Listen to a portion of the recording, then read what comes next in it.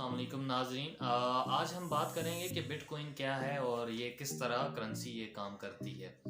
اگر ہم اعداد و شمار کی بات کریں کہ جنہوں نے 2011 میں اگر یہ کرنسی پرچیز کی ہوگی تو آج ضرور ان کے بینکس اکاؤنٹ میں ہزاروں اور اربوں ڈالرز ہوں گے۔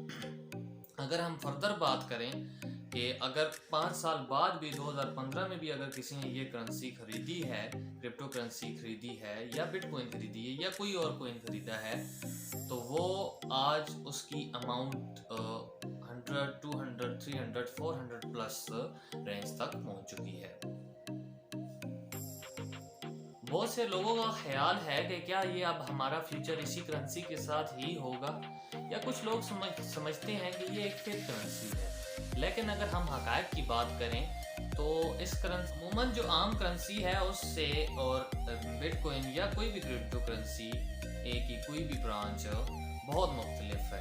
اگر ہم پیمنٹس کی بات کریں کہ جو آپ کسی بھی شاپنگ مال میں جا کے کوئی چیز پرچیز کرتے ہیں تو وہاں کا ادارہ یہاں کی شاپ آپ سے A T M card, Visa card, Master card, کسی ٹائپ کی ٹرانزیکشن آپ سے مانگتا ہے۔ تو اس ٹرانزیکشن کے درمیان کوئی ایک ادارہ ہوتا ہے، یا تو حکومت ہوتی ہے یا تو بینک ہوتا ہے۔ اگر ہم کرپٹو کرنسی کی بات کریں تو اس میں ایسا کوئی ادارہ، کوئی آرگنائزیشن نہیں ہوتی۔ یہ پیئر ٹو پیئر کام کرتی ہے، جیسے یہ ایک شخص خریدے گا اور دوسرا شخص اسی کو بیچے گا یا کسی اور کو بیچے گا اور خریدے گا، اور اس کا نظام اسی طرح ہے۔ اس ٹائپ کی ٹرانزیکشن کو ڈی سینٹرلائز ٹرانزیکشن کہتے ہیں۔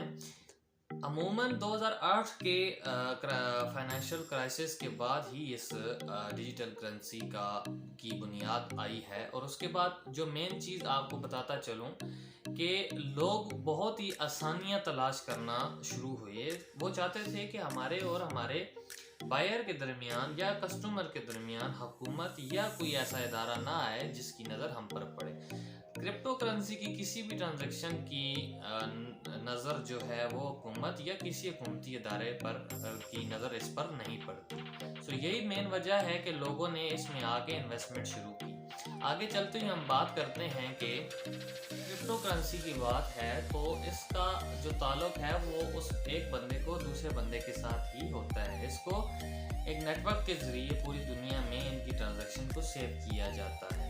اس پر کسی حکومتی ادارے یا اسٹیٹ بینک کی یا کسی بینک کی کوئی نظر نہیں پڑتی۔ جہاں تک دوسری طرف دیکھا جائے تو حکومت خود پیسے لگا کر کوشش کرتی ہے کہ وہ عوام کو اور اس کے پیسے کو مکمل محفوظ کر کے اپنی مرضی سے چلائے، لیکن اس کرنسی کا اس سے کوئی لینا دینا نہیں ہے۔ یہ ایک مختلف قسم کی کرنسی ہے اور ایک علیحدہ ٹائپ ہے، اور یہ ایک علیحدہ طریقے سے بہت سارے کرپٹو کرنسی کے یوزرز تو یہی کہتے ہیں کہ ان کی ٹرانزیکشنیں بہت سیف ہوتی ہیں اور بہت سیکیور ہوتی ہیں کیونکہ وہ ایک نیٹ ورک پر ہوتی ہیں۔ لیکن یہ ہی بات حکومتوں کو کھٹکتی ہے۔ حکومتیں چاہتی ہیں کہ جو بھی ٹرانزیکشن ہوتی ہے وہ بینکس کے تھرو ہو، وہ 1 بائی 1 کسی بندے کسی پیئرس کے ساتھ نہ ہو، کیونکہ وہ اس کے اوپر نظر رکھنی چاہتی ہیں، اور حکومتیں کبھی بھی یہ نہیں چاہتی کہ ان کا کسی بھی کرنسی کے اوپر سے ہولڈ ختم ہو۔ کوئی بھی کسی قسم کی آپ مثال لے لیں، اگر آپ پاکستان کی ہی مثال لیتے ہیں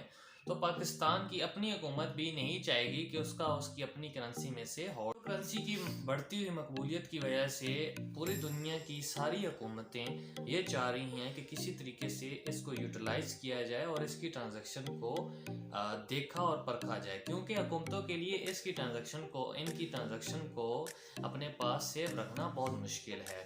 حکومتوں کا کہنا ہے کہ یہ ان کے لیے بہت ہی بڑا چیلنج ہے۔ اگر ہم فیوچر کی بات کرتے ہیں تو یہ تو نہیں پتا کہ یہ بٹ کوئن کتنا اوپر جاتا ہے اور کتنا فائدہ دیتا ہے، اور دوسری بھی کرپٹو کرنسی کے دوسرے جو کوئنز ہیں وہ کتنا اوپر جاتے ہیں اور کتنا فائدہ دیتے ہیں۔ لیکن حکومتوں کا کہنا ہے کہ بعض اوقات ان کی ٹرانزیکشن میں لوگ فراڈ کے لیے یا پھر اللیگل پرپسز کے لیے بھی بٹ کوئن خریدتے اور پرچیز کرتے ہیں۔ لیکن ابھی فیوچر کا کوئی پتہ نہیں ہے کہ یہ بٹ کوئن کا اونٹ کس طرف اور کس کروٹ بیٹھتا ہے۔ لیکن سی یو نیکسٹ ٹائم۔